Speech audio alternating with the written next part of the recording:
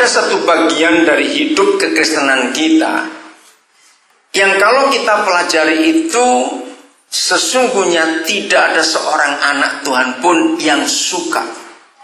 Dengarkan ini baik-baik.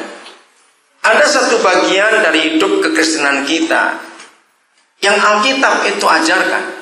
Dan kalau kita mengetahuinya, kalau kita mengenalnya, saya percaya nggak ada seorang pun anak Tuhan yang suka, termasuk saya sebagai manusia.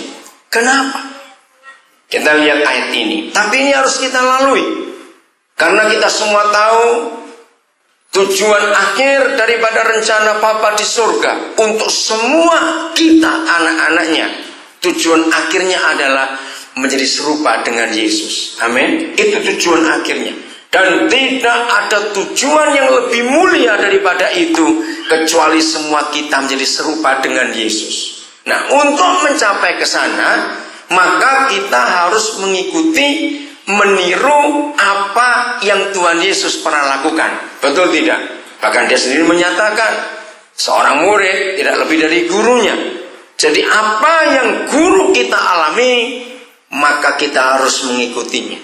Nah, bagian ini Matius pasal yang keempat, ayat yang pertama. Tanpa hal ini saudara, maka kekristenan kita tidak akan jadi Kristen yang lengkap dan sempurna.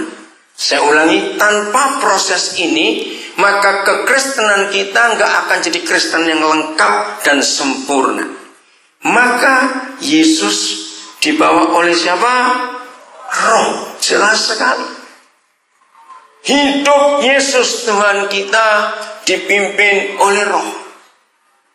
Roh yang membawa dia, Roh yang memimpin dia. Bahkan dalam Yohanes pasal yang kelima, saudara, ketika hari itu Tuhan kita baru saja membuat mujizat orang lumpuh yang di kolam Bethesda itu, nggak ada orang yang menolong. Mujizat terjadi. Setiap kali kolam itu goyang, pasti kedahuluan orang yang mendahuluinya. Jadi karena dia lumpuh. Tapi ketika Yesus buat mujizat, justru tokoh-tokoh agama yang marah. Waktu mereka marah, kalau saudara baca nanti di rumah Yohanes pasal 5, Yesus memberi kesaksian.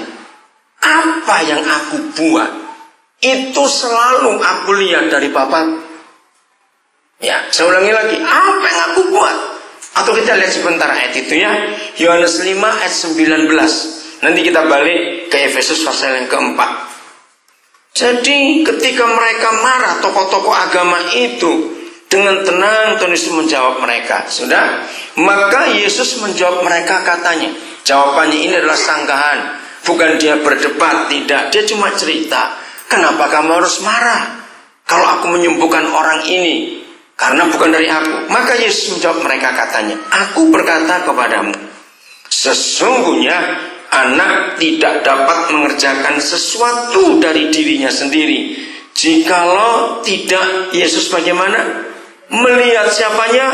Bapaknya mengerjakannya. Sebab apa yang dikerjakan Bapa, itu juga yang dikerjakan anak.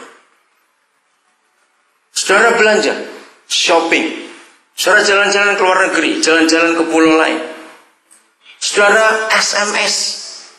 Saudara telepon seseorang, misalnya. Maka seharusnya apa saja yang kita buat, itu ngikut apa yang Bapa kita buat. Tidak akan ada anak di dunia yang masih kecil-kecil ya, tidak akan ada. Tidak akan ada anak di dunia ini yang tidak bangga dan senang kalau mereka sudah bisa niru apa yang dikerjakan papanya. Iya atau tidak? Bangga. Semua anak di dunia tidak ada yang memberitahu, otomatis. Contoh sederhana saja.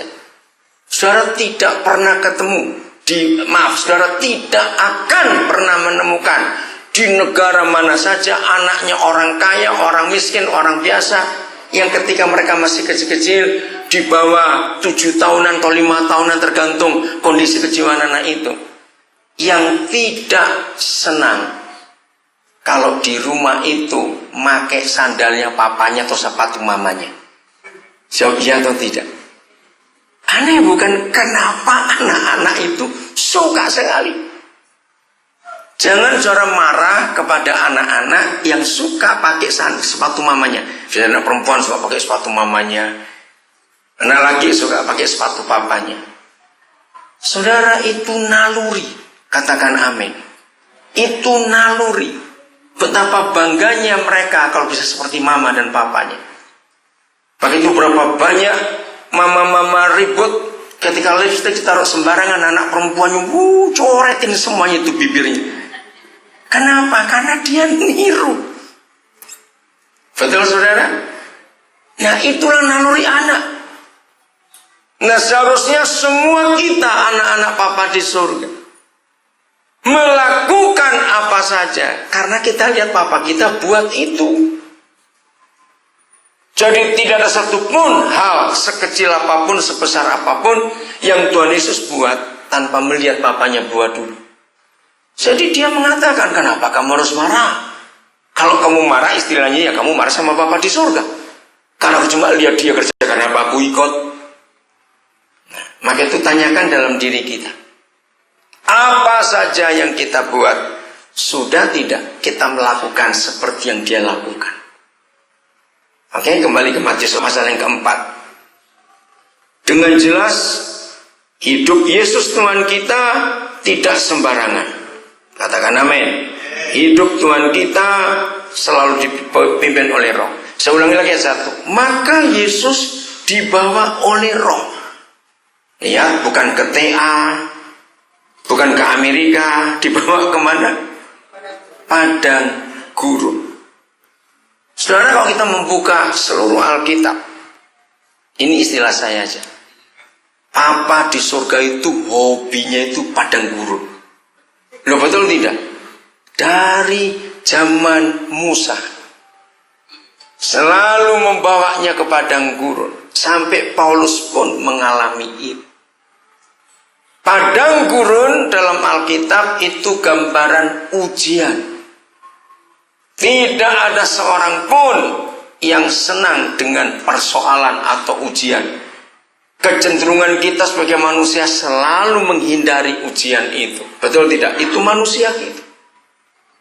Ternyata padang gurun adalah satu-satunya tempat, dan tidak ada tempat yang kedua di dunia ini yang menjadi test case. Kalau saya pakai istilah manajemen, test case, sebuah tempat ujian.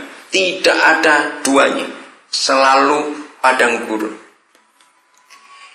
Padang gurun mempunyai 3 ciri yang khas yang tidak dimiliki oleh yang lain. 1, sepi.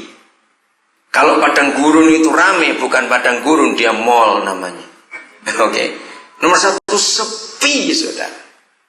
Maka itu kalau suatu saat saudara merasa tiba-tiba sepi, pesan dalam nama Yesus, jangan pernah berontak di tempat kesepian itu. Nikmati dalam kesunyian itu. Nah, tidak amin bukan? Coba ngomong duit. Oh ya, nah, ini buktinya. Maaf. Nikmati. Di tempat yang sepi dan sunyi itu nikmati. Nah, nggak amin lagi sini tuh, nggak amin gitu. Susah sekali ini. Nggak enak, saudara. Mengapa Yesus Tuhan kita berteriak? Itu nggak dibuat-buat, saudara. Itu nggak dalam skenario kerajaan surga ketika dia tergantung di salib. Tiba-tiba dia kaget.